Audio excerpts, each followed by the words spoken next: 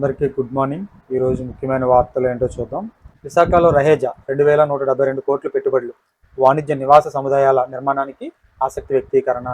ఏదైతే మనకి ఐటీ సంబంధించిన కంపెనీలు వస్తాయి కదా, దానికి సంబంధించిన బిల్డింగ్స్ కట్టించడం, మౌలిక సదుపాయాలు కల్పించడానికి రహేజా అనే కంపెనీ ముందుకు వచ్చిందనమాట. దీనికి సంబంధించి మాకు మధురవాడ ఐటీ హిల్ నెంబర్ 3లో 27 ఎకరాలు కేటాయించాలని ప్రభుత్వాన్ని కోరింది. ఈ ప్రాజెక్ట్ సుమారుగా 9681 మందికి ఉపాధి లభిస్తుందని తన ప్రతిపాదనలో తెలపడం జరిగిందనమాట. ఇది ముఖ్యంగా చూసుకున్నట్లయితే వాణిజ్య నివాస సముదాయాల నిర్మాణానికి ఆసక్తి వ్యక్తీకరిస్తుంది.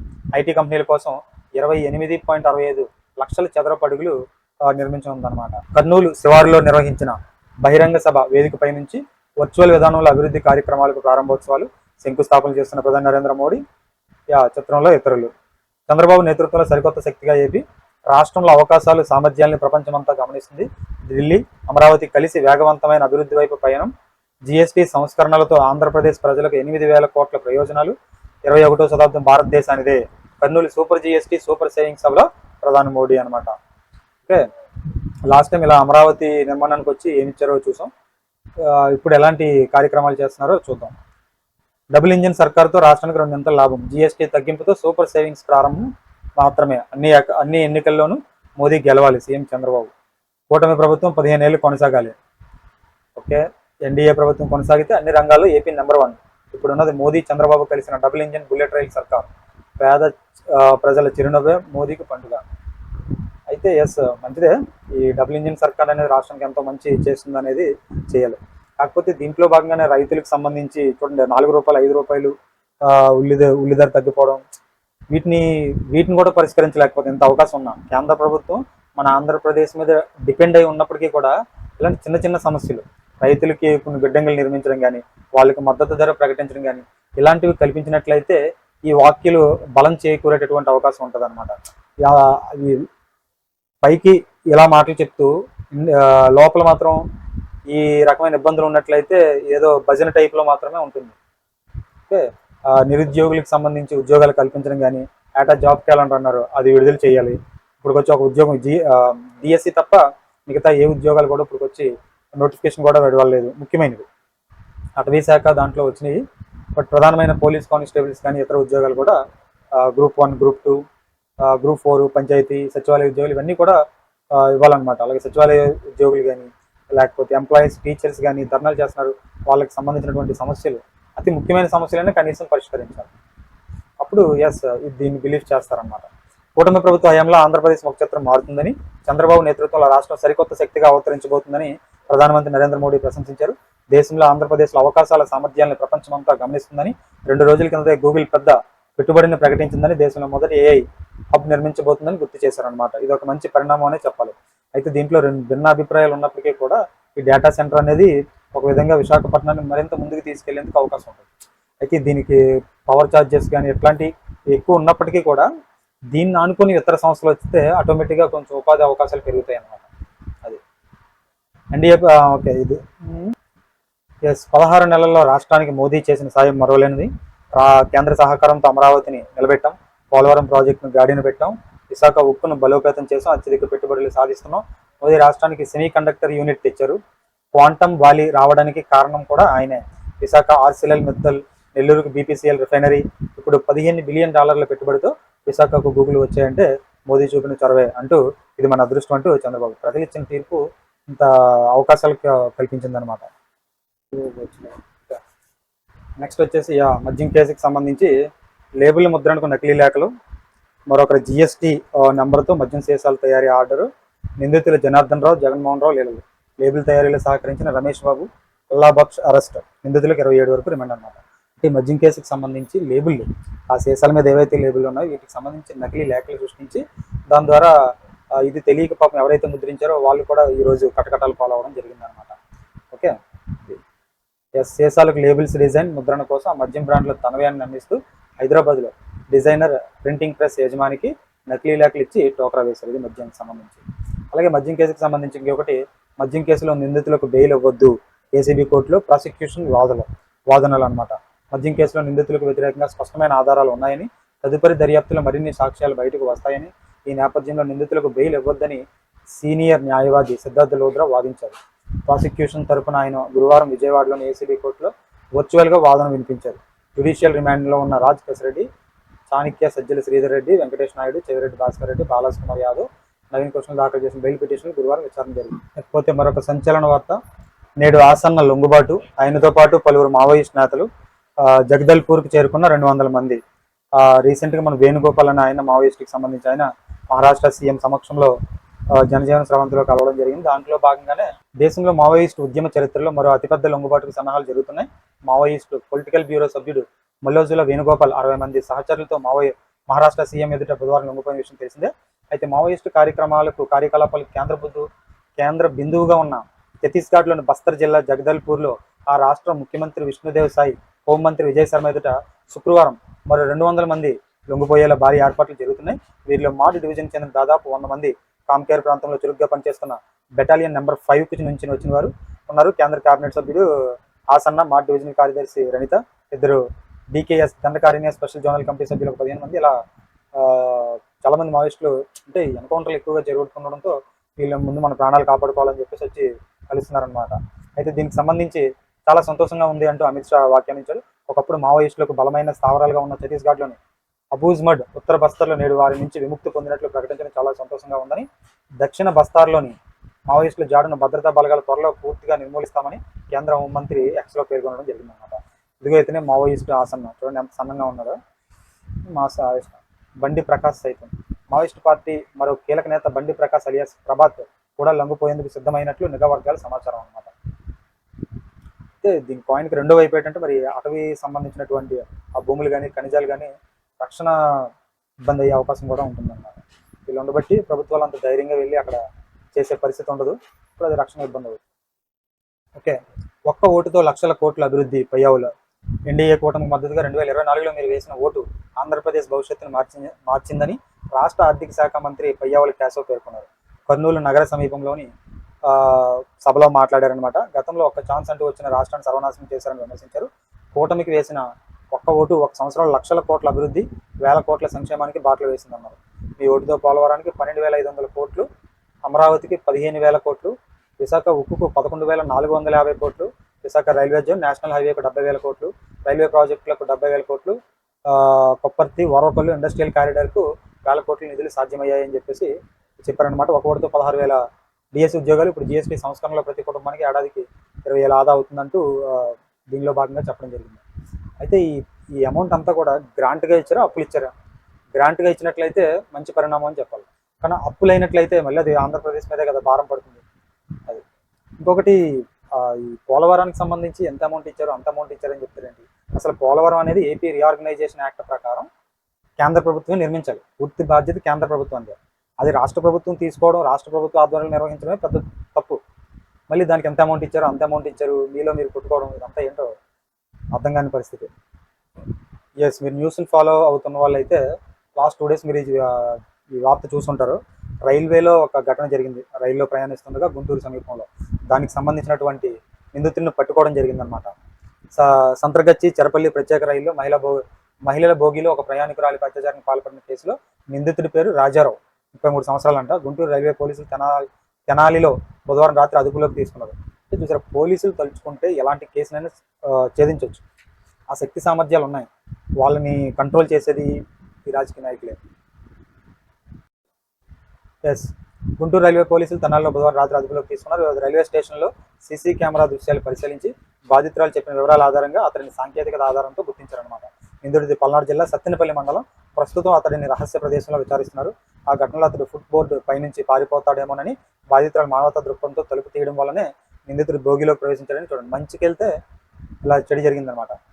తలుపు మూసివేయాలని చెప్పిన గార్డు, గుంటూరు రైల్వే స్టేషన్ విధుల్లో ఉన్న గార్డు భోగిలో మహిళ ఒక్కరే ఉండడం గమనించి తలుపులు మూసేసుకోవాలని సూచించారని రైల్వే వర్గాలు ఒక ప్రకటనలో వెల్లడించారు. దాడిపై ఆమె పెదకూరపాడు స్టేషన్లో సమాచారం ఇవ్వగానే గార్డు కంట్రోల్ ఆఫీసర్ సమాచారం ఇచ్చారని, అక్కడ ఆర్పీఎఫ్ పోస్టు లేకపోవడంతో పిడుగురాళ్ల వద్ద ఫిర్యాదు నమోదు చేశారని తెలియజేయడం అయిందనమాట.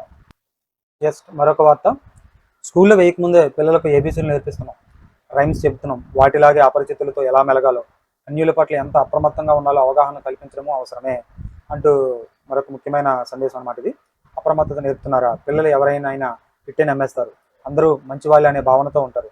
దీన్నే ఆసరా చేసుకుంటారు అపరిచితులు. చాక్లెట్లు, బొమ్మలు ఆశ చూపి పిల్లలు మచ్చిక చేసుకుంటారు.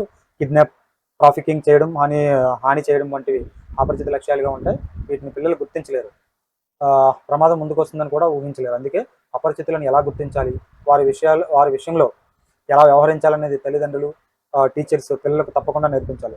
ఒంటరిగా స్కూల్, ట్యూషన్కి వెళ్ళి వచ్చే సమయంలో ఇంటికి దగ్గరలో ఉండే స్నేహితులు, బంధువుల ఇళ్లకు వెళ్ళి వస్తున్నప్పుడు మాటలు కలుపుతూ ఆకర్షించే వారి విషయంలో ఎలా అప్రమత్తంగా ఉండాలో కూడా ఒక సూచనలు తెలియజేయాలని చెప్పేసి ముఖ్యంగా మన వాళ్ళు ఎవరు అనేది చెప్పాలి. అలాగే లిఫ్ట్ వద్దనేలా, అపరిచితులు వచ్చి లిఫ్ట్ కావాలని అడిగితే ఎట్టి పరిస్థితుల్లో వారికి వద్దని చెప్పడం, అలాంటి పరిస్థితులు. అలాగే చాక్లెట్లు, బొమ్మలు చూపి ఇలాంటివి చేస్తారు కదా, వాటికి దూరంగా ఉండాలి. ఎస్, కుటుంబ సమాచారం గోప్యం. కొందరు వ్యక్తులు పిల్లలను హాని తలపెట్టడం కాకుండా కుటుంబ సభ్యులను కూడా బెదిరించేందుకు పిల్లలను అస్త్రంగా ఉపయోగిస్తారనమాట. నమ్మకమైన వారిని దగ్గర చేసి కుటుంబ వివరాలు, ఇంట్లో వారి వ్యక్తిగత సమాచారం, ఇంకా వీలుంటే ATM, credit card, online bank ఖాతాల వివరాలు, వాటి పాస్వర్డ్లు వంటివి తెలుసుకునే ప్రయత్నం చేస్తారు. అటువంటి సమాచారం ఎవరికి చెప్పకూడదని పిల్లలకు తెలియజేయాలి. ఓకే, నెక్స్ట్ మరొక వార్త. అందమైన భామలు, తీయటి కబుర్లు, ఆ పైన స్నేహం, ప్రేమ అంటూ ఊసులు, కలిసి బతుకుతామంటూ ప్రమాణాలు. ఇదంతా నిజమని భావించి మరింత దగ్గర అవుదామని అనుకున్నారా? అడ్డంగా బుక్ అయినట్లే. బ్యాంకులో దాచుకున్న సొమ్ము ఆవిరైనట్లే. కిలేడేలతో తస్మత్ జాగ్రత్త అంటూ మరొక వార్త అనమాట. విజయవాడకు చెందిన యువకుడు 26 సంవత్సరాలు ఆన్లైన్లో పరిచయమైన యువతకు దగ్గరయ్యాడు. ఆమె తీయటి మాటలకు పొంగిపోయి తన వ్యక్తిగత వివరాలు, ఫోటోలు పంచుకున్నాడు. ముంబై నుంచి హైదరాబాద్ వస్తున్నానని చెప్పగానే మురిసిపోయాడు. బంజారా హిల్స్లో హోటల్లో గది బుక్ చేశానంటూ 30,000 వసూలు చేసింది. అతడు హోటల్ వద్ద వెళ్ళి ఆరా తీశాక మోసపోయినట్లు గ్రహించాడు అనమాట. ఆమెకు ఫోన్ చేశాడు. ఆమె లైంగిక వేధిస్తున్నానని పోలీసులు ఫిర్యాదు చేస్తానని బెదిరించి 2 లక్షలు వసూలు చేసింది. అతడు ఫోటోలు మార్ఫింగ్ చేసి అంతర్జాలం ఉంచుతానంటూ 10 లక్షలు డిమాండ్ చేయడంతో అంటే ఇలా ఉంటారు అని, అతి చనువు వెనక దాగిన అపాయం పసిగట్టుకుంటే ప్రమాదంలో చిక్కుకుంటారని స్పష్టం చేస్తున్నారు పోలీసులు. తెలియని అమ్మాయిలు, మహిళలు పెళ్లి, సహజీవనం పేరిట విసిరే వలలో జాగ్రత్తగా ఉండాలని సూచిస్తున్నారు. ఒంటరితనం, ఫోన్ వీడియోలకు అలవాటు పడిన వారు అమ్మాయిలు వెతికే క్రమంలో మోసాల బారిన పడుతున్నారని ఓ పోలీసు ఉన్నతాధికారి చెప్పాడనమాట. మార్ఫింగ్ ఫోటోలు, వీడియోలు, డబ్బు డిమాండ్ చేస్తే భయపడొద్దని పోలీసులు సూచిస్తున్నారు. ఫిర్యాదు చేస్తే తమ వివరాలు బయటకు వస్తాయని భావించొద్దని, బాధితుల సమాచారం గోప్యంగా ఉంచుదామని చెప్తున్నారు. 100కి 1930 నెంబర్లకు ఫోన్ చేయొచ్చు అని చెప్పి చెప్తున్నారు అనమాట. ఇదిగో వచ్చేసి ఆ గదికి వచ్చాయి. మీకు ఎలాంటి జోడీ కావాలన్నా అక్కడ ఎంచుకోవచ్చు. ఎవరికంటా పడకుండా వారితో గడపచ్చు. ఇద్దరికి నచ్చితే ఇలా కట్టుకునే ఎన్నో ప్లాట్ఫామ్స్ వస్తున్నాయి కదా వీటికి సంబంధించిన. ఎస్, మరొక ముఖ్యమైన వార్త. పాక్ సొమ్ము కోసం భారత్పై ట్రంప్ కక్ష కట్టారు అని చెప్పేసి ఎవరో నేను చెప్పట్లేదు. అమెరికా మాజీ రాయబారి రహమ్ ఇమాన్యుయల్ ఆరోపణలు. అమెరికా అధ్యక్షుడు డొనాల్డ్ ట్రంప్పై ఆ దేశ మాజీ రాయబారి ఒకరు సంచలన ఆరోపణలు చేశారు. పాకిస్తాన్ సొమ్ము కోసం ట్రంప్ అహంభావంతో వ్యవహరిస్తున్నారన్నారు. అందుకోసం భారత్ అమెరికా సంబంధాలను కూడా చెడగొట్టారని ఆరోపించారు. అమెరికా మాజీ రాయబారి రహమ్ ఇమాన్యుయల్ ఒక ఇంటర్వ్యూలో మాట్లాడుతూ వ్యాఖ్యలు చేశారనమాట. అంటే చైనాని ఎదుర్కోవడంలో అగ్రరాజ్యానికి భారత్ అత్యంత కీలకమైనటువంటి భాగస్వామి భారత్. మన భారత్ అనేది చాలా ఇంపార్టెంట్.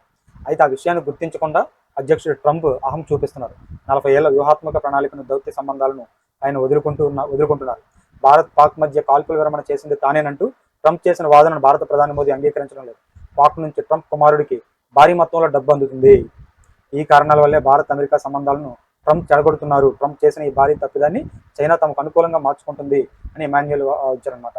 ఏంటంటే ఇప్పుడు చైనా అనేది అమెరికాకి టఫెస్ట్ అపోనెంట్గా తయారైంది. అయితే ఈ చైనాని అరికట్టాలంటే మన భారతదేశం అనేది ఎంతగానో ఇంపార్టెంట్ అనమాట. అయితే ఈ ట్రంప్ అహంభావంతో ఈ భారత్ అమెరికా సంబంధాలను చెడగొడుతున్నాడంటూ ఆ దేశానికి సంబంధించిన మాజీ రాయబారి ఒకరు ఇలా చెప్పడం జరిగింది. సాక్షిలో చూద్దాం. గుజరాత్ మంత్రివర్గం రాజీనామా, కేబినెట్ కొనుగోలు స్వీకరణ నేపథ్యంలో గుజరాత్ సీఎం భూపేంద్ర మినహా 16 మంది మంత్రులు రాజీనామా చేశారన్నమాట. కేబినెట్ కొనుగోలు స్వీకరిస్తున్నారు. పరారీ నేరస్తులకు ప్రత్యేక సెల్. దేశం వీడి పరారీ నేరస్తుల కోసం ప్రతి రాష్ట్రంలో ఒక ప్రత్యేకమైన సెల్ను నిర్మించాలని హోంమంత్రి అమిత్ షా అన్నారన్నమాట. నిర్మించాల్సింది మీరే కదా, అండవెందుకు నిర్మించేస్తే సరిపోతుంది. మోదీ మాటిచ్చారు, రష్యా నుంచి చమురు కొనడం ఆపేస్తామంటూ భారత ప్రధాని మోదీ హామీ ఇచ్చారు అని చెప్పేసి ట్రంప్ ప్రకటించడం జరిగింది. అయితే ఈ వ్యాఖ్యలను భారత్ ఖండించింది. అట్లాంటి వ్యాఖ్యలు మేమేం చేయలేదని చెప్పేసి. ఏపీలో చేస్తే రాష్ట్రం సర్వనాశనం, గూగుల్కు రాయితీలపై కర్ణాటక ఐటీ మంత్రి ప్రియాంక. ఆంధ్రప్రదేశ్ ఏకంగా 22,000 కోట్ల ప్రోత్సాహకాలు. ఇవి కాకుండా భూమి, నీళ్లు టారిఫ్లో 25% డిస్కౌంట్, 100% ఉచితంగా ట్రాన్స్మిషన్. అందుకే అక్కడ పెట్టుబడులకు ముందుకు వచ్చిన గూగుల్. మేము ఇలా చేస్తే అందరూ నిలదీస్తారంటూ కర్ణాటకకు సంబంధించినటువంటి ఐటీ మంత్రి ఒక ఆయన ప్రకటించడం జరిగిందనమాట. మన విశాఖపట్నానికి గూగుల్ సంస్థ సంబంధించి ఈ డేటా సెంటర్లు ఏర్పాటు చేయమన్నారు కదా, దానికి సంబంధించి ఈయన ఇలా విమర్శించగా ఆయన వ్యక్తం చేయడం జరిగింది. నెక్స్ట్ వచ్చేసి మా ఇంటి ఆడబిడ్డలు మీ ఇంటి వాళ్ళలా కాదా. డిప్యూటీ సీఎం పవన్ కళ్యాణ్పై సుగలప్రీతి ప్రీతిబాయి తల్లి పార్వతి ఆగ్రహం. గృహ నిర్బంధం చేయడంపై ఆవేదన. చూడండి, గృహ నిర్బంధం చేశారంట. ఈ విషయంలో చాలా తప్పు ఇది. ఆవిడ పాపం ఎంత నడవలేని స్థితిలో కూడా ఎంత పోరాటం చేస్తుంది, కానీ ఆవిడకి ఇప్పటికీ స్టిల్ ఈ రోజుకి ఎలాంటి న్యాయం జరగకపోవడం. మేము డబుల్ ఇంజిన్ సర్కారు అంటున్నారు, కానీ ఒక ఆడ మహిళలకు కూడా అంటే ఎలా వీరికి కూడా న్యాయం చేయలేకపోతున్నారు. ఈ జిఎస్టీ సూపర్ సేవింగ్స్ మీద ఆల్రెడీ మనం ఈనాడులో చర్చించుకున్నాం.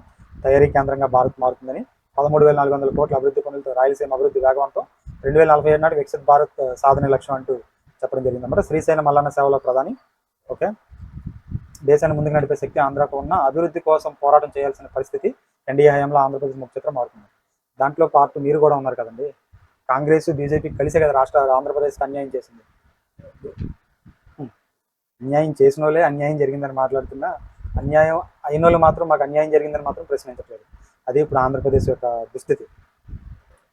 సరే, నెక్స్ట్ వచ్చేసి ఏమన్నా, నకిలీ మద్యం దందా ఒత్తాసుకే సాక్షికి వేధింపులు, వరుసగా ఐదో రోజు సాక్షి కార్యాలయంపై పోలీసులు అలచల్.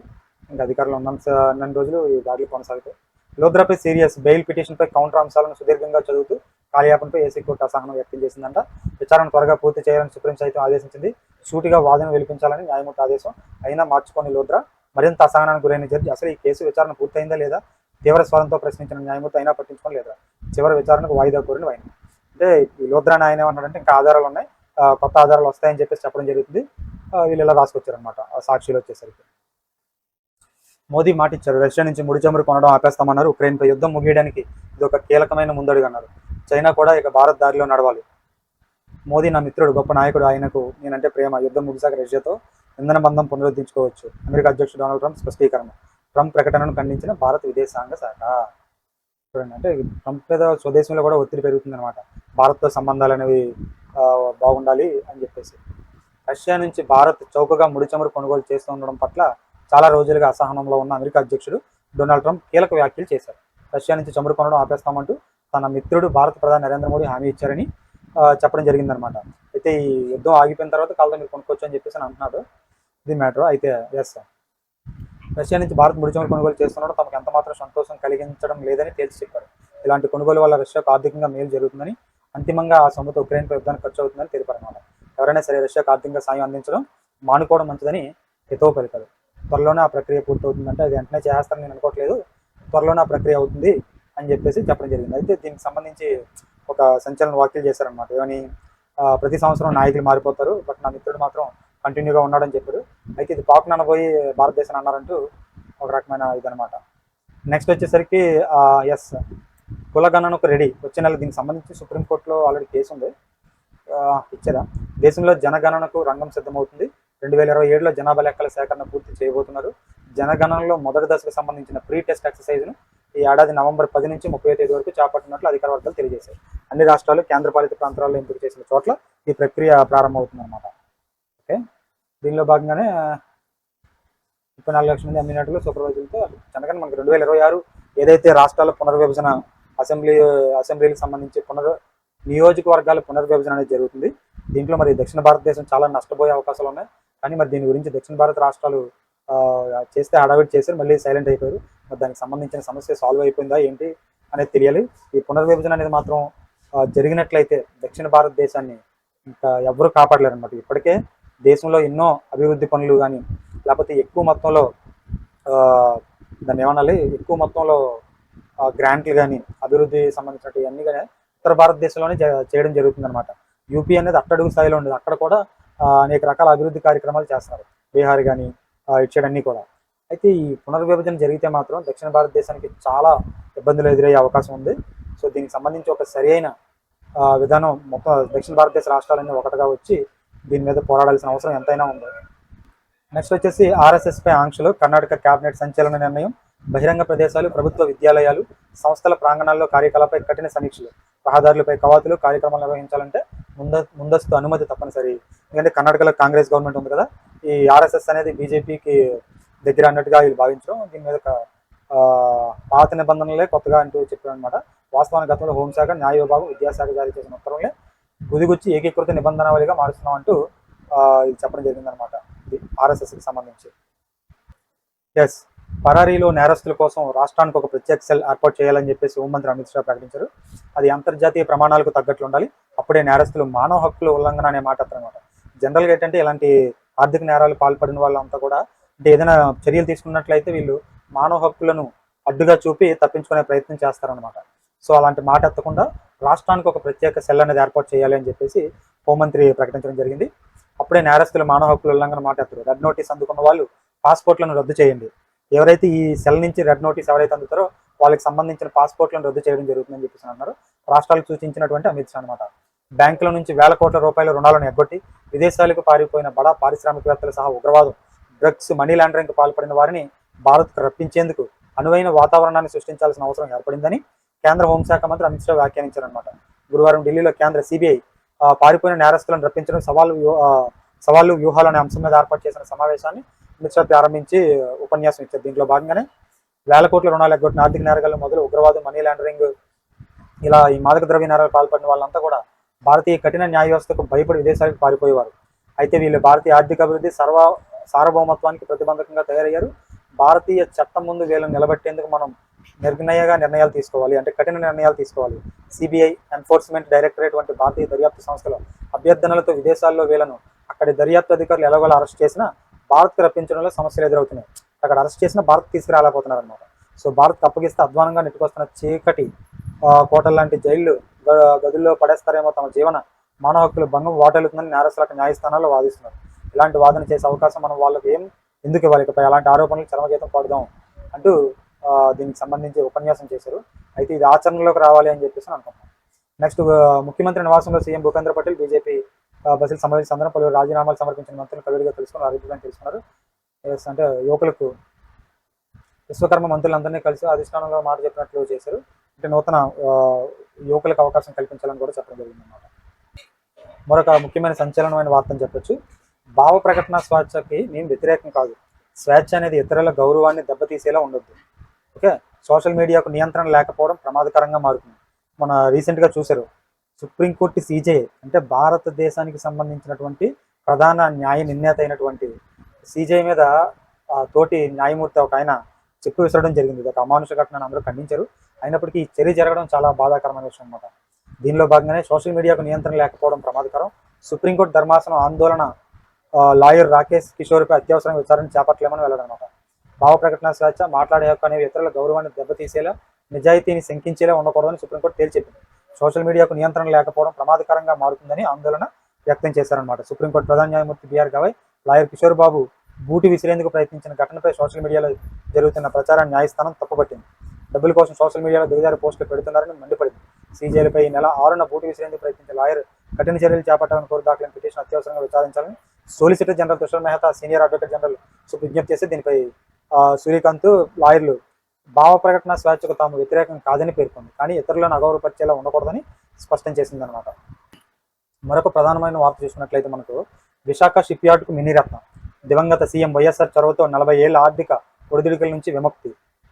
రక్షణ రంగంలో విలీన అంశంలో కీలక పాత్ర పోషించిన మహానేత గత 9 ఏళ్లుగా లాభాల బాటలో హెచ్ఎస్ఎల్ అనమాట. హిందుస్థాన్ షిప్ యార్డ్ లిమిటెడ్ సరికొత్త మైలురాయిని అందుకుంది. 9 ఏళ్లుగా లాభాల బాటలో పయనిస్తున్న హెచ్సిఎల్ మినీరత్నగా ఆవిర్భవించింది. ఈ మినీరత్న హోదా వస్తే ఏంటంటే కొన్ని రకాల ప్రయోజనాలు కలుగుతాయి అన్నమాట. 4 దశాబ్దాల పాటు ఆర్థిక ఒడిదుడుకులతో సతమతం అవుతున్న హెచ్సిఎల్కు మహానేత వైఎస్ రాజశేఖర రెడ్డి చొరవతో పునరుజ్జీవం దిశగా అడుగులు పడ్డాయి. ప్రైవేటీకరణ ప్రమాదం నుంచి బయటపడి రక్షణ రంగంలో విలీనం అవడంలో ఆయన పాత్ర కీలకం. ఆ తర్వాత నుంచి దేశీయ అంతర్జాతీయ నౌకల మరమ్మతులపై దృష్టి పెట్టి గత 9 ఏళ్లుగా లాభాల బాటలో పయనిస్తూ తిరుగులేని శక్తిగా అవతరిస్తుంది. ఏటా 100 కోట్లకు పైగా నికర లాభాన్ని ఆర్జిస్తుంది. విశాఖను కేవలం షిప్ రిపేర్ హబ్గా మాత్రమే కాకుండా షిప్ బిల్డింగ్ హబ్గా తీర్చిదిద్దేలా 19,042 కోట్లతో 5 భారీ యుద్ధ నౌకల నిర్మాణ పనులను దక్కించుకుంది ఈ హాల్ అనేది అనమాట. అంటే మనం ఆమ్కా ప్రాజెక్టులో భాగంగా ఈ ఎయిర్ ఫోర్స్కి సంబంధించి కూడా మనం డెవలప్ చేయాలని భారత ప్రభుత్వం భావిస్తుంది కదా. దాంట్లో భాగంగా దీనికి కూడా కొన్ని అవకాశాలు చేజిక్కించుకుంది అనమాట. తాజాగా ప్రతిష్టాత్మకమైన మినీరత్న హోదాను సొంతం చేసుకుంది. అంటే ఇటీవల మినీరత్న హోదా తీసుకున్న కంపెనీ హాల్ అనమాట. నకిలీ మద్యం, రేషన్ బియ్యంతో కూటమి నేతలు దోచుకుంటున్నారు అంటూ మనం రీసెంట్గానే కొన్ని రోజుల ముందు చూసాం అనమాట. షీజ్ ద సిప్ అంటూ పవన్ కళ్యాణ్ అనడం. అంటే ఈ రేషన్ బియ్యం ఏదైతే ఉందో ఇతర దేశాలకు అక్రమంగా తరలిస్తున్నారు అని చెప్పేసి కూడా వచ్చింది. దానికి సంబంధించి వైఎస్ఆర్సీపీకి సంబంధించినటువంటి మాజీ మంత్రి కాకాని గోవర్ధన్ రెడ్డి ఘాటు వ్యాఖ్యలు చేయడం జరిగింది. ఆ బియ్యాన్ని ఏదైతే ఈ రేషన్ బియ్యం ఉందో రీసైక్లింగ్ చేస్తున్న టీడీపీ నేతలు ఎమ్మెల్యేలకు లక్షల్లో ముడుపులు ఇచ్చి బియ్యం అక్రమ రవాణా చేస్తున్నారంటే ఇది షీజ్ ద షిప్ అంటూ పవన్ హడావిడి చేసిందంతా నాటకమే అని, ఈ మాఫియాను అణిచేస్తానన్న ఆయన హెచ్చరికలు జేబీలు నింపుకోవడానికి మాత్రమే అంటూ కూడా చెప్పడం జరిగిందనమాట. నకిలీ మద్యం, రేషన్ బియ్యం అక్రమాలు రవాణాలో టీడీపీ కూటమి నేతలు భారీగా దోచుకుంటున్నారని మాజీ మంత్రి విమర్శించడం జరిగింది. అయితే నుడా చైర్మన్ కోటంరెడ్డి శ్రీనివాసరెడ్డి ప్రెస్ మీట్లో స్వయంగా వ్యాఖ్యానించారని గుర్తు చేశారు. అలాగే ఈ విషయమై మన అక్రమాలు, మాఫియా వ్యవహారాలు బయటకు చెప్పకుండా ఎలా అని కోటంరెడ్డి శ్రీనివాసరెడ్డి ఆ నారాయణ మండిపడితే దందా జరుగుతున్నట్లు తేలిపోయిందని కాకన చెప్పారు. పైగా అవినీతి సొమ్మును పెంచుకోవడమే తప్ప ఇష్టం వచ్చినట్లు మాట్లాడడం సరికాదంటూ మంత్రి ధర్మోపదేశాలు చేయడం ఏంటని ఆయన ప్రశ్నించారు. కూటమికి ఐక్యతను భంగం కలిగిస్తే పిఠాపురం వర్మకు పట్టిన గదే పడుతుందంటూ మంత్రి హెచ్చరించడం జరిగిందనమాట. అక్రమ దందాలో కూటమి ఐక్యంగా ఉంది అని చెప్పేసి నేను విమర్శించడం జరుగుతుంది. చాలా ఇంపార్టెంట్ ఇది. ఈవెంట్లకు సిరి అంటే ఈవెంట్లు చేయడానికి డబ్బులు ఉన్నాయి కానీ ఆరోగ్యశ్రీకి మాత్రం డబ్బులు లేవు అని చెప్పేసి అంటారు అన్నమాట. ఆసుపత్రులకు 3,000 కోట్లకు పైగా ప్రభుత్వ బకాయిలు పెట్టింది. దీంట్లో భాగంగానే ఈ హాస్పిటల్ ఆరోగ్యశ్రీ నిలిపివేయడం జరిగిందనమాట. ఆరోగ్యశ్రీ అనేది ప్రస్తుతం ఆంధ్రప్రదేశ్ రాష్ట్రంలో తీసుకోవడం లేదు. అక్కడికి వెళ్తే ఏ కారణాలు చెప్తున్నారు, 50 ఏళ్ళు దాటాలి ఇట్లా చెప్తున్నారు కానీ ఆరోగ్యశ్రీ ఆపేయడం జరిగింది. ఆరోగ్యశ్రీ ఉండడం ద్వారా చాలామంది పేద మధ్యతరగతి వాళ్ళు సింపుల్గా ఒక ఆధార్ తీసుకెళ్ళి ఆ చికిత్స అనేది చేయించుకునేవారు. మెడిసిన్ వీళ్ళు డబ్బులతో కొనుక్కున్నా కానీ చికిత్స అయితే అయ్యేది. కానీ ఇప్పుడు అలాంటి పరిస్థితి కూడా లేదు. ఒక పక్క మన మెడికల్ కాలేజీలు ప్రైవేట్ పరం చేస్తున్నారు. ఆరోగ్య రంగాన్ని కుటుంబ ప్రభుత్వం చాలా అధ్వానంగా నిర్వహిస్తుంది అనేది మాత్రం చెప్పొచ్చు. ఆసుపత్రులకు 3,000 కోట్లకు పైగా ప్రభుత్వ బకాయిలు. సిఎఫ్ ఎంఎస్లోని 670 కోట్లు విడుదల చేస్తే సేవలు పునరుద్ధరిస్తామంటున్నటువంటి యజమానులు అయినా ప్రజారోగ్య పరిరక్షణకు నిధులు ఇవ్వని కూటమి సర్కారు. Yoga day, vision document, GST వేడుకలు ఇలా ఈవెంట్స్కి మాత్రం 100 కోట్లు ఖర్చు చేస్తున్నారు అని చెప్పి చెప్తుందన్నమాట. ఏ కార్యక్రమాన్నైనా ప్రచారానికి పనికొచ్చేలా ఈవెంట్లు మాదిరిగా నిర్వహించేందుకు కోట్లు కుమ్మరించే కూటమి సర్కారు ప్రజారోగ్యానికి మాత్రం నిధులు ఇవ్వడం లేదు. బకాయిలు చెల్లించకపోతే ఆరోగ్యశ్రీ చికిత్స నిలిపేస్తామంటూ నెట్వర్క్ ఆసుపత్రులు హెచ్చరించినా పట్టించుకున్నట్లు వ్యవహరిస్తుంది. ఆరోగ్యశ్రీ కింద చికిత్సలను ఆపేసి రోజులు గడుస్తున్నా ప్రభుత్వం స్పందించట్లేదు. పేద ప్రజలు ఆసుపత్రుల్లో చికిత్స అందక డబ్బు చెల్లించి వైద్యం చెల్లించుకోలేక నరకయాతన అనుభవిస్తున్నారు. జూన్ నెలలో యోగా డే ఈవెంట్ కోసం 100 కోట్ల పైగా ప్రజాధనాన్ని ప్రభుత్వం ఖర్చు చేసింది. విజన్ డాక్యుమెంట్ విడుదలకు సరే జీఎస్టీ 2.0 వేడుకలో ఇలా 65 కోట్లు వెచ్చించింది. కమిషన్లు ఇచ్చిన కాంట్రాక్టులకు వేగంగా బిల్లులు జమ చేస్తున్నారు. ప్రభుత్వ పెద్దల ఆడంబరాలు, హంగులు, ప్రచారాల కోసం నిధుల దుర్వినియోగం గురించి చెప్పనక్కర్లేదు.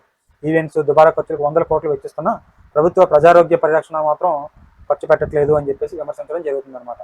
అయితే ఆరోగ్యశ్రీ పథకానికి మాత్రం నిధులు విడుదల చేయడం లేదు. 3,000 కోట్ల పైగా ప్రభుత్వం బకాయిలు పడింది. బిల్లుల కోసం ఆసుపత్రి యజమానులు సమ్మెలోకి వెళ్ళి 4 రోజులు దాటినా దీనికి సంబంధించి ఇలాంటి నిర్ణయం తీసుకోవట్లేదు అని చెప్పి చెప్తున్నారు. బకాయిల్లో 22% నిధులు కూడా విడుదల చేయలేని దుస్థితి. అంటే ఇప్పుడు మొత్తం 3,000 కోట్లని దాంట్లో కనీసం 25% అని విడుదల చేయమంటున్నారు అనమాట. అది కూడా చేయలేని దుస్థితిలో మన ఆంధ్రప్రదేశ్ ప్రభుత్వం ఉంది. ఆంధ్రజ్యోతిలో చూసినట్లయితే మనకి ఈశాన్య ఋతుపవనాలు వచ్చేసాయి. మనకి నైరుతి ఋతుపవనాలు వెళ్ళిపోయి ఈశాన్య ఋతుపవనాలు వచ్చేసాయి అనమాట. దక్షిణాదిలో పెరుగుతున్న వర్షాలు, దేశం నుంచి పూర్తిగా నైరుతి నిష్క్రమించింది. రేపు అరేబియా సముద్రంలో మరో అల్పపీడనం 20 కల్లా వాయుగుండంగా మారే ఛాన్స్, అంటే రాబోయే కాలంలో కూడా వర్షాలు పడే అవకాశం ఉందన్నమాట. అయితే భారీగా లొంగుబాట్లు, దీని గురించి కూడా మనం చదువుకున్నాం. వేణుగోపాల్ లొంగిపోయారు. దాంతోపాటు ఈయన ఎవరు ఆశ ముందు మనల్ని కాపాడుకోవాలి, తర్వాత ఏం చేయాలో ఆలోచించవచ్చు, సహచరులు అర్థం చేసుకోవాలని చెప్పేసి ఆసన్న. నెక్స్ట్ వచ్చేసి నెస్లేలో 16,000 ఉద్యోగులు కోత. ఆహార సంస్థకు సంబంధించి 16,000 ఉద్యోగాలని కోత విధించడం జరిగింది నెస్లే. ఇది ఫుడ్కి సంబంధించినటువంటి సంస్థ అనమాట. సంస్థలు అని చెప్పేసి అన్నారు. వీళ్ళు ఆధునిక టెక్నాలజీని ఉపయోగించి ఉద్యోగాలు తగ్గుతున్నాయి. చూడండి, డిజిటల్ అరెస్ట్ పేరుతో 58 కోట్ల దోపిడీ. ముంబై వ్యాపారవేత్త నుంచి దోచేసిన సైబర్ నేరగాళ్లు. డిజిటల్ అరెస్ట్ మోసాలు పెరుగుతూనే ఉన్నాయి. తాజాగా డిజిటల్ అరెస్ట్ పేరుతో సైబర్ మోసగాళ్లు ముంబైకి చెందిన ఒక వ్యాపారవేత్త నుంచి ఏకంగా 58 కోట్లు దోచేసిన వెలుగు చూసిందనమాట. చూడండి, బిజినెస్ పర్సన్ దగ్గర నుంచి కూడా వీళ్ళు ఈ డిజిటల్ మోసాలు అనేవి జరుగుతున్నాయి. అయితే నకిలీ పత్రాలు చూపి మనీ లాండరింగ్ విచారణ పేరుతో భయపెట్టి వ్యాపారవేత్త దంపతులతో డిజిటల్ అరెస్ట్లో ఉంచారు. మనీ లాండరింగ్ కేసు నుంచి బయటపడడానికి గాను డబ్బులు బదిలీ చేయాలని ఒత్తిడి చేశారు. దీంతో వ్యాపారి ఆగస్టు నుంచి 2 నెలల వ్యవధిలో మోసగాలు చెప్పిన పలు బ్యాంకు ఖాతాలకు మెయిన్ ఏంటంటే అక్కడ ఉన్న భయాన్ని, వీళ్ళు ఏదో చిన్న లోపం ఉంటుంది, ఆ లోపాన్ని భయంగా మార్చుకొని వీళ్ళు ఇటువంటి చర్యలకు పాల్పడుతున్నారు అనమాట. 58 కోట్లు దోపిడీ చేశారంటే మరొక సంచలనమైన వార్త. మత్తు ఇచ్చి భార్యను చంపిన వైద్యుడు అనారోగ్యాన్ని దాచిపెట్టి పెళ్లి చేశారన్న ఆగ్రహంతో ఈ దుశ్చర్య పాల్పడ్డాడు అనమాట. దీనికి అజీర్తి, గ్యాస్ట్రిక్, షుగర్తో బాధ ఉన్న ఇవి ఉన్నప్పటికీ ఇవి లేవు అని చెప్పేసి మ్యారేజ్ చేయడం ద్వారా వాళ్ళ భార్యని మత్తుమంది ఇచ్చి చంపేశాడు వైద్యుడు. చూడండి మరొక సంచలనమైన వార్త. ఇంటర్లో క్రమబద్ధీకరణకు సంబంధించి స్కామ్ అనమాట. ఏంటి? కాంట్రాక్ట్ జేఎల్ రెగ్యులైజేషన్ అంటే వాళ్ళు రెగ్యులర్ చేయడం అనమాట. దీని పేరుతో వసూళ్లు రాబడుతున్నారు. ఒక్క జూనియర్ లెక్చరర్ నుంచి 1,50,000 వరకు వసూళ్లలో కీలకంగా 2 జూనియర్ లెక్చరర్లు. వారిలో ఒక మంత్రికి సన్నిహితుడుగా ఉన్నాడు. క్రమబద్ధీకరణకు మరో మంత్రి మాట ఇచ్చారని ప్రచారం. ఇప్పటిదాకా దాదాపు 20 కోట్లు వసూలు చేశారు. చూడండి, ఒక జూనియర్ లెక్చరర్లు కూడా లంచాలు ఇచ్చి పాఠాలు చెప్పుకునేటటువంటి పరిస్థితి. చూడండి, శ్రీకాకుళం జిల్లాలో 209 కిలోల గంజాయి స్వాధీనం. 209 కేజీలు గంజాయి నిర్మూలన జరిగిందా? శ్రీకాకుళం జిల్లాలో భారీ స్థాయిలో గంజాయిని పోలీసుల ఆధ్వర్యంలో ఈగల్ టీం స్వాధీనం చేసుకుంది. అయితే ఎస్పీ మహేశ్వర్ రెడ్డి కథనం మేరకు ఉత్తరప్రదేశ్లోని గజియాబాద్కు చెందిన సునీల్, మేరట్ చెందిన విశాల్ ఒడిశా రాష్ట్రంలో 209 కిలోల గంజాయిని కొనుగోలు చేశారు. దానిని ప్యాకెట్ల రూపంలో కారులో ఉత్తరప్రదేశ్ రవాణా చేస్తుండగా శ్రీకాకుళం జిల్లాలో పట్టుకున్నారనమాట. అంటే ఒడిశా నుంచి వచ్చింది. సరే, మద్యం, నకిలీ మద్యానికి సంబంధించి అది నాణ్యత లేని మద్యమే అంటే ఆంధ్రజ్యోతిలో ఒక ప్రముఖ వార్త అని చెప్పొచ్చు. అద్దెపల్లి నకిలీ మద్యం కేసులో ల్యాబ్ నివేదిక స్ట్రెంత్ ప్రమాణాలు పాటించకుండా తయారు చేశారు. వాళ్ళు నకిలీ మద్యం ప్లాంట్ అది 25గా ఉండాల్సిన యూపీ 35గా నమోదైందంట.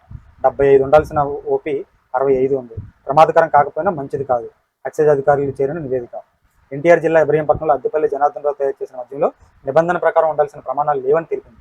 ఈ మద్యం అత్యంత ప్రమాదకరమైంది. అందులో స్ట్రెంత్ నాణ్యత ప్రమాణాల కంటే తక్కువగా ఉన్నాయని రుజువైందనమాట. ఇబ్రహీంపట్నం నకిలీ మద్యం తయారు గోదాం నుంచి ఎక్సైజ్ అధికారులు స్వాధీనం చేసుకున్న మద్యం సరుకు నమూనాలు ల్యాబ్ నివేదికలో గురువారం ఎక్సైజ్ అధికారులు చేరింది. గోదాంలో మద్యం తయారీకి ఉపయోగించిన ముడి సరుకులు రసాయనాలు స్పీడ్తో తయారు చేసిన మద్యం BP35 ఇలా ఉందన్నమాట. ఇది నకిలీ మద్యం తెలుస్తుంది. అంత సీక్రెట్గా నడుపుతున్నారంటే నకిలీ మద్యం కాకపోతే మరి ఏమవుతుంది? చూడండి, రాజకీయాలు, ఆంధ్రప్రదేశ్ రాజకీయాలు ఎలా ఉంటున్నాయో ఒకసారి చూడండి. కింద లోకల్లో చాలామంది అనుచరులు మా పార్టీని అంటావా అని చెప్పేసి దీన్ని ఏమంటారు, తెగ గింజుకుంటారు కదా. చూడండి, పెద్దిరెడ్డి అనుచరులకు దర్జాగా లీజులు. కూటమి ప్రభుత్వంలోనూ పెద్దిరెడ్డి పిఏ బినామీకి 4 గ్రానైట్ లీజులు. జగన్ ప్రభుత్వంలో ఆప్షన్లో కొట్టేశారు. ఇప్పుడు దర్జాగా మంజూరు చేయించుకున్నారన్నమాట. అంటే జనరల్గా ఇప్పుడు పెద్దిరెడ్డి ఆయన వైఎస్ఆర్సీపీ, కానీ కూటమి ప్రభుత్వంలో కూడా ఈయన పనులు ఎలాంటి పనులు ఆగట్లేదు. అంటే ఇంటర్నల్గా ఏదో జరిగినట్టే కదా.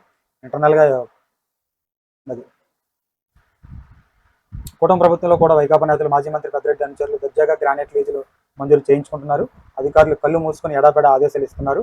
ఆయా లీజులు దక్కించుకున్న తర్వాత వాటిని కోట్ల ధరతో ఇతరులకు అమ్ముకునేందుకు ఆయా నేతలు ఏర్పాట్లు చేసుకుంటున్నారు. మాజీ మంత్రి పెద్దిరెడ్డి రామచంద్రారెడ్డి వ్యక్తి గత సహాయకుడు ఒకరు బినామీ పేరిట లీజులు కొట్టేశారు. గత ప్రభుత్వంలో 4 లీజులను వేలంలో పొందగా ఇటీవల వాటిని మంజూరు చేస్తూ గనుల శాఖ ఉత్తర్వులు జారీ చేసింది. అలాగే వైకాపా శాసనసభాపక్ష కార్యాలయ కార్యదర్శిగా ఉన్న ఒకరు తన భార్య పేరిట గ్రానైట్ లీజు మంజూరుకు దస్త్రం సిద్ధం చేశారన్నమాట. నాడంతా తానే వ్యవహరించాడు, ఇప్పుడు ప్రజెంట్ కళ్ళు మూసుకొని వ్యవహరిస్తున్నారు అని చెప్పేసి చెప్పడం జరిగింది. ఇవ్వండి ఈరోజు ముఖ్యమైన వార్తలు. రేపటి ముఖ్యమైన వార్తలతో చూద్దాం. త్వరలో మీకు లైవ్లో కూడా డిస్కస్ చేసే ప్రయత్నం చేద్దాం త్వరలో.